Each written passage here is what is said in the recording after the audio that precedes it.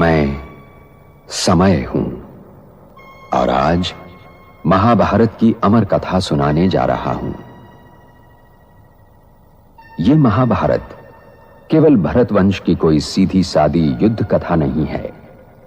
यह कथा है भारतीय संस्कृति के उतार चढ़ाव की। यह कथा है सत्य और असत्य के महायुद्ध की। यह कथा है अंधेरे से जूझने वाले उजाले की। और यह कथा मेरे सिवा कोई दूसरा सुना भी नहीं सकता, क्योंकि मैंने इस कथा को इतिहास की तरह गुजरते देखा है। इसका हर पात्र मेरा देखा हुआ है। इसकी हर घटना मेरे सामने घटी है। रहस्य 14 लोक का। 14 लोक को आत्मिक दृष्टि से समझना वास्तव में गहराई में उतरने जैसा है। भारतीय दर्शन में वर्णित ये 7 ऊर्ध्व ऊपर के लोक और 7 अधो नीचे के लोक केवल बाह्य खगोलीय जगत नहीं है, बल्कि हमारी आंतरिक चेतना की अवस्थाओं के प्रतीक है। यहाँ पर हम इन 14 लोकों को चेतना के स्तर के रूप में समझेंगे। जैसे आत्मा जब गिरती है तो वह नीचे के लोकों में जाती है, और जब उन्नत होती है तो ऊपर के लोकों में चढ़ती है। ये राजयोग की यात्रा, ध्यान की गहराई और आत्मिक स्थिति की ऊंचाई और निचाई के प्रतीक है। ड्रामा अनुसार जो कर्ता की स्टेज पर हैं उनके लिए, बाकी जो साक्षी की पक्की स्टेज बना लेते हैं उनका भूत और भविष्य भी शांत और पाक साफ हो जाता है, तो वर्तमान भी। ऊर्ध्वलोक, ऊपर के 7 लोक, चेतना की ऊंचाइयां। 1. भूलोक, ये जागृत स्थिति है जहां आत्मा स्थूल जगत में शरीरधारी होकर रहती है।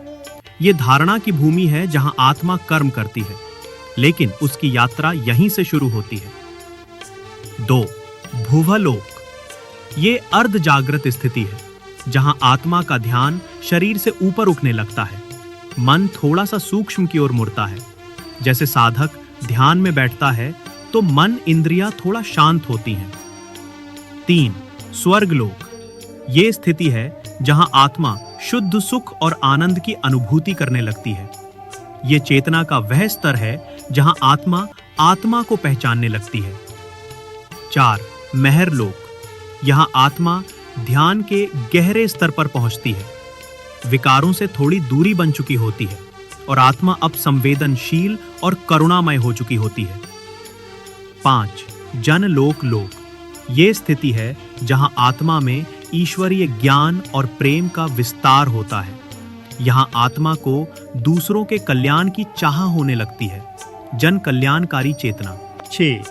तपलोक, यहाँ आत्मा अहंकार, लोभ, इच्छाओं की तपस्या करती है। यह बहुत उच्च अवस्था है जहाँ आत्मा साक्षी भाव में स्थित रहती है। ये तपस्या भौतिक नहीं, अहम की जलन है। 7. ब्रह्मलोक, यह आत्मा की सर्वोच्च स्थिति है जहां वह ईश्वर से एकत्व का अनुभव करती है। न विचार, न स्पर्श, न द्वैत, केवल शुद्ध आत्मा और परमात्मा का मिलन। अधोलोक, नीचे के 7 लोक, चेतना की गिरावट। 1. अतल लोक, यह वह अवस्था है जहां आत्मा अज्ञान में डूबी रहती है। सत्य की कोई खोज नहीं, सब कुछ सामान्य जीवन, केवल भौतिकता। 2. वितल लोक, यहाँ आत्मा इंद्रिय सुखों में फंसी रहती है। वह सोचती है कि जीवन का उद्देश्य केवल भोग है। 3. सूतल लोक, यहाँ आत्मा को माया के झूठे तर्क बहुत प्रिय लगते हैं। धर्म को भी तर्क के अनुसार मोड़ने लगती है। 4. रसातल लोक, यहाँ आत्मा भावनात्मक विषाक्तता में डूब जाती है। ईर्ष्या, द्वेष, जलन, दूसरों को गिराना अपना धर्म लगने लगता है। 5. तलातल लोक, आत्मा अब स्वार्थ के चरम पर पहुंचती है। हर कर्म का उद्देश्य केवल मुझे क्या मिलेगा बन जाता है। 6. महातल लोक, यहाँ आत्मा को अपने पाप भी धर्म जैसे लगने लगते हैं। नैतिकता का पूर्ण पतन। 7. पाताल लोक, चेतना की सबसे नीच स्थिति। आत्मा पूर्ण अंधकार में अपने मूल स्वरूप को भूल चुकी होती है। यहाँ आत्मा आत्महत्या, हिंसा, विकृति की ओर भी बढ़ सकती है और फिर परमात्मा की याद भी विलुप्त हो जाती है। निष्कर्ष, 14 लोक कोई भौतिक जगह नहीं, बल्कि आत्मा की चढ़ती और गिरती अवस्थाएं हैं। हर साधक अपने ध्यान और आत्मनिरीक्षण में इन अवस्थाओं से गुजरता है। मैं ही दुर्योधन हूं, मैं ही अर्जुन और मैं ही कुरुक्षेत्र। क्योंकि महाभारत बनते बिगड़ते रिश्तों और रिश्तों के आधार और जीवन सागर को मथ कर जीवन के तत्व और सत्य का अमृत काढ़ने की कहानी भी है। और यह लड़ाई हर युग को अपने अपने कुरुक्षेत्र में लड़नी पड़ती है, क्योंकि हर युग के सत्य को वर्तमान असत्य से जूझना पड़ता है। और जब तक मैं हूं, यह महायुद्ध चलता रहेगा और मेरा कोई अंत नहीं। मैं अनंत हूं। इसीलिए यह आवश्यक है कि हर वर्तमान इस कहानी को सुने और गुने, ताकि वो भविष्य के लिए तैयार हो सके।